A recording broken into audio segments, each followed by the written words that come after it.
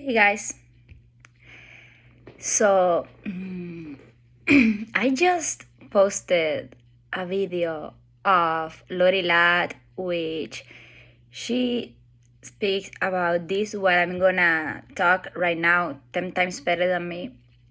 But actually, the reason why I decided to make a video on the side and actually share it is because it really reminds me, like automatically came to my mind, something that happened years ago, a small thing, and it really stuck in my mind, and I came back coming to this many times. Basically, I remember.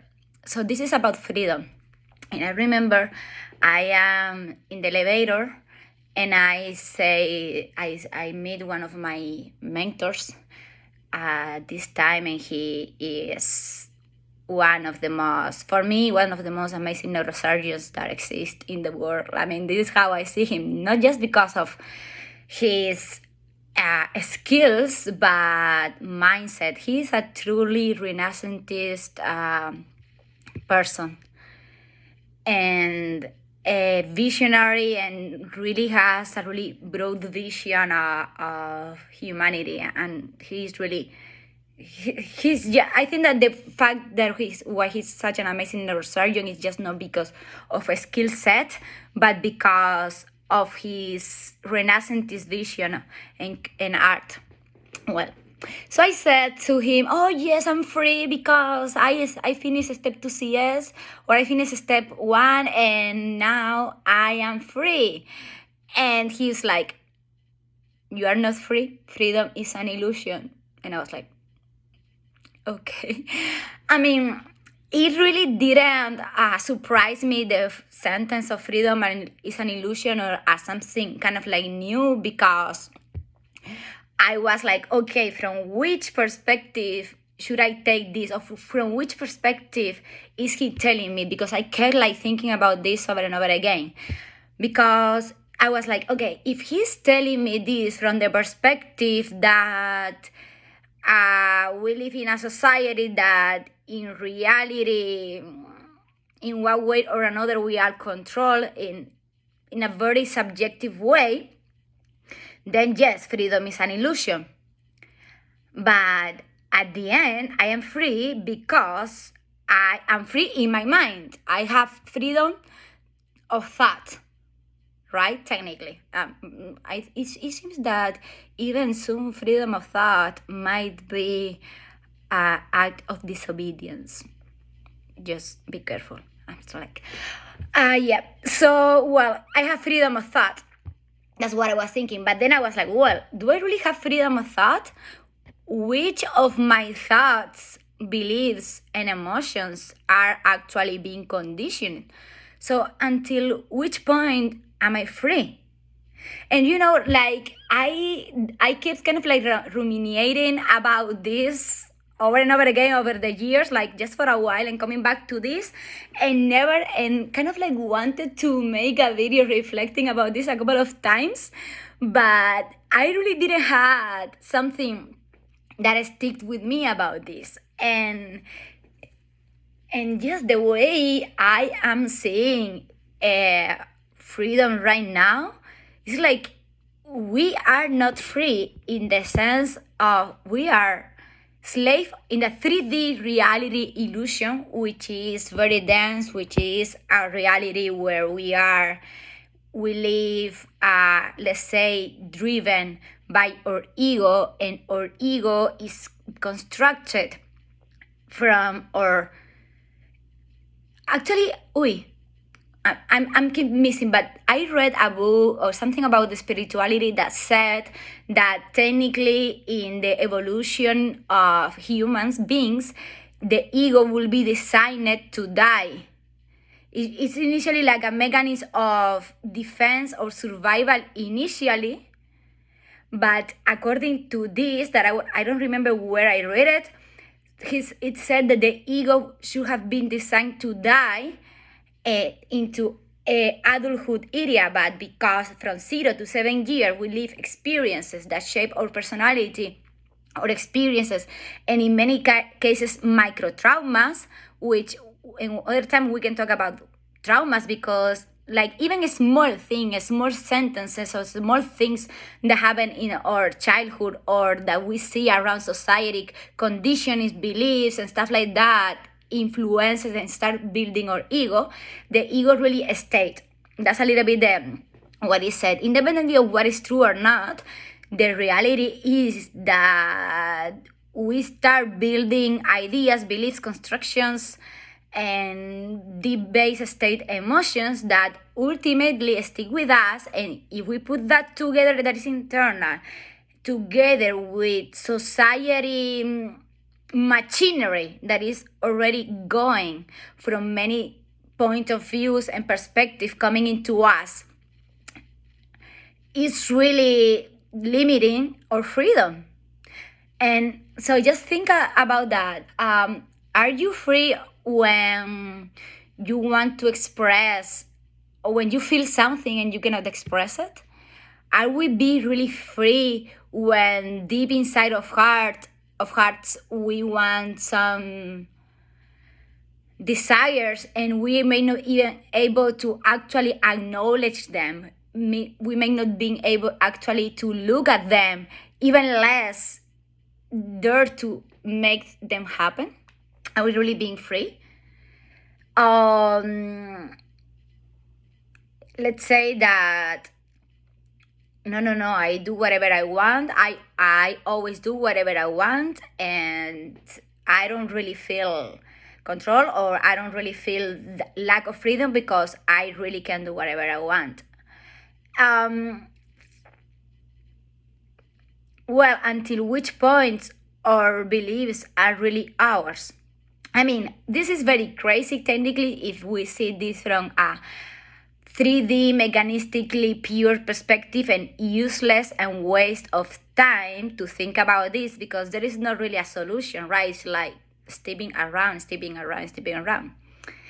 The only way when this rhetoric makes sense, not rhetoric, this type of circular pattern of questions ends makes sense, and this is probably the reasons why I'm making the video now and not before, because now I'm understanding a reason for making the video, is when we, through the construction of our ego, the construction of our personality, this vulnerable space or place full of love and surrender, we get to overcome and to really be the observers of all those patterns that are inside of us that limit our freedom.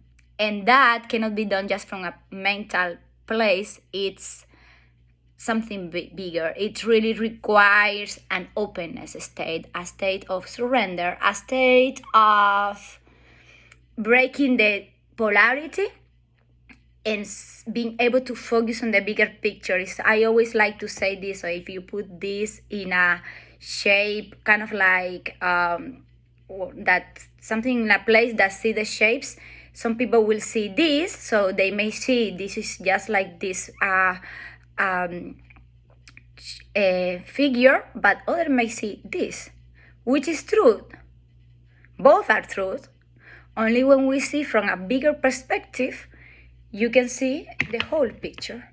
And from that state, you can see this is true, and it just changes from my perspective, but it's just not the perspective, and everyone is entitled to that perspective, and the way I say it, and it's just not based on opinions, and everyone is entitled to their opinions, which as well, but right now, really the opinions are being so polarized that some people will be like, no, you are not entitled to your opinion anymore because it's whatever. But the way I see it is like your own level of vibration will be aligned with the reality that we perceive.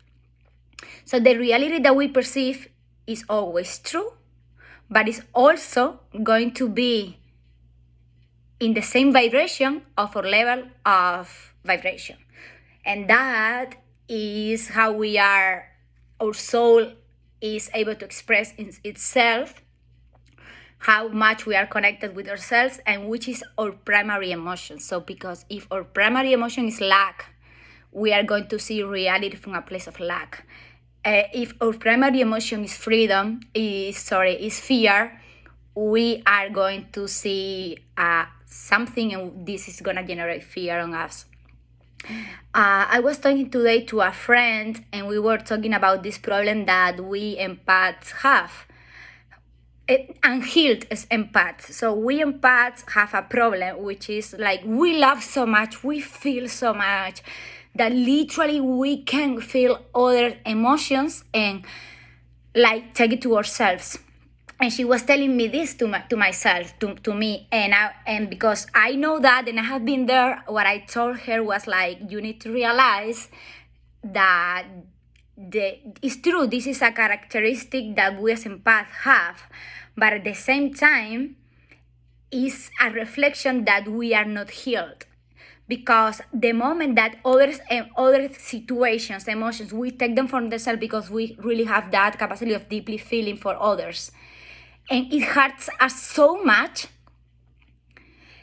is a reflection that is already inside of me. So I really need to see which that same emotion inside of me and take care of it and heal it.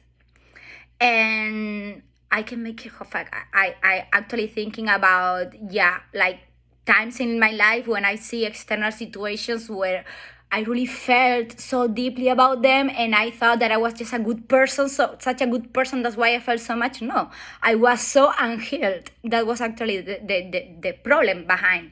Now I can see things and I can care, I can be compassionate about it, but they don't hurt me anymore the way they used to do. So, and actually, those type of emotions that external realities reflect to us are telling us where we are not free. That's why we are seeing right now, that's why I don't really support or 100% the, let's say, the victimism kind of like behavior or arguments where if you say something that hurts me, then you need to be careful and more sensitive. And it's like, well, if something is hurting us, it's telling you where you are not free yet. It's telling me where I am not free yet from my self of responsibility. I take care of that. And when we take care of that, then we start healing, and that's when we become free. So we stay into sovereignty, and the moment we release all those fears, and the reason why I bring the word fear over and over again is because at the end, let's say, like there are two spectrums, love and fear, and in the middle anything else that you want. But ultimately, all the actions, emotions that we have are from a place of love or are from a place of fear. Fifth dimension, high consciousness, unity, fear, separation, polarity, lack. And so when we are able to observe those emotions, beliefs, polarity, opinions, limiting beliefs, we see them if they are from a place of, most likely they are like in a place from love, from fear, and we start healing the emotion that they cause in us, inside of us. We start cleaning space up from our freedom, and that is when really freedom is no longer an illusion, because otherwise freedom is always an illusion. Freedom in 3D mentality is an illusion because we are always taking actions that are based on or programming emotions or traumas, things that we are not healed yet. So ultimately, freedom is an illusion. That's why it gets very confusing. And it's perfect. It's not about right or wrong. Everything is perfect because that's how we grow and that's how we evolve. But being conscious and aware about them really step us out of the drama, step us out to the intensity, and we can kind of like work through with it and like become closer to our truly essence. And that space of who we really are as souls. And yes, it's a decision. I think it starts with a decision, deep compromise, and being able to look at things that we know that if we deeply look into that, they will destabilize our sense of reality. But the faith, love, curiosity, and thirst, desire for evolve being more important than that's need for certainty, which we always have. So yeah, we will always have the need for certainty, this need for this is I have already deconstructed. Don't mess with my construction of reality, because now I'm going to. I remember somebody telling me this years ago, and even me telling like, no, I already have my construction of this. Don't mess with it, because now I'm gonna have to go back and reframe it until I feel free, certain again. Well, being comfortable with this uncertainty and this construction of the reality, because at the end of the desire into evolving into a more light aspect, real and aspect of ourselves, which is a deeper connection with our true essence, really is bigger. That desire is bigger, because ultimately that's where we embrace this consciousness of unity, love,